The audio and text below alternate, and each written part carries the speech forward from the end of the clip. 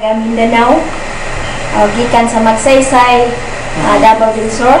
Ang akong edad 51 anyos usa ka minyo ug may duha ka anak. Ang akong organisasyon o ang kaluhanin nagahiusang kahupungan lumad sa habagatang haluyong Mindanao. Ako si Ginaski Enriquez, 28 anyos.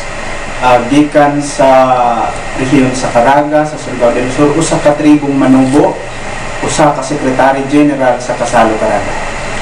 Ako si David Kalinawan Enriquez, 20 ang pangadaron, nagkikan sa Barangay Mahapa, Kabadaran Agusan del Norte, o usa ka tribong Mamanwa o organisasyon ng Apugan. Ako si Aljun Sayan, 18 years old, taga San Luis, Agusan del Sur, saka Banwaon, sa kopyapon sa organisasyon. Ako si Marinay Hungpungan, 47 ang edad, nagpuyo sa Esperanza, Agusan Sur.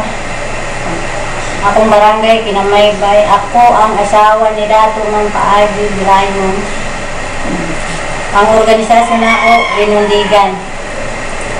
Sa ngalan sa Manilakbayan, atol ni ining inyong launching sa panaghiusa on human rights, justice and peace in Mindanao.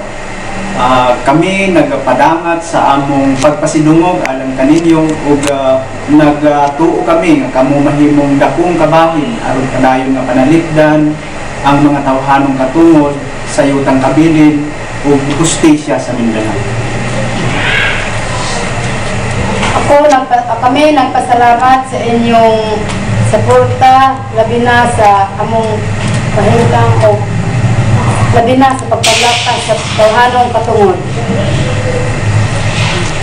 Sa magkausap pa, kami nagpasalamat sa inyong pag-ato dinhi o gusto kami nga imbitaron kamo nga adto kamo sa Mindanao aron makita ninyo ang among padayong pakigbisog o pag-asdang daliwala sa mga problema. Kami nagapadayon sa pag-depensa sa among yutang kabilin.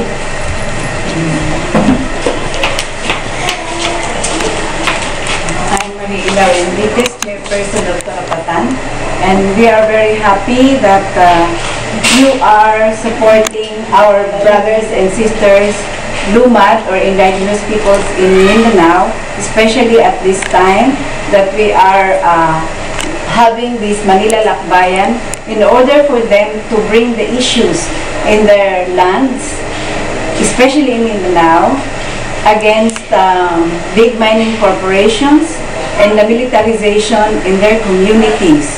We are happy that you are launching this Panaghiusa for human rights, peace, and justice in Mindanao, and we hope for your strong solidarity and support. We thank you as we are inspired by your actions and efforts to help our brothers and sisters, indigenous peoples in Mindanao. Thank you very much.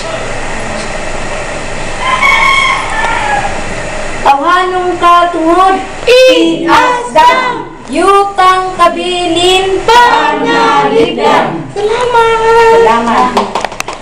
Mabuhay.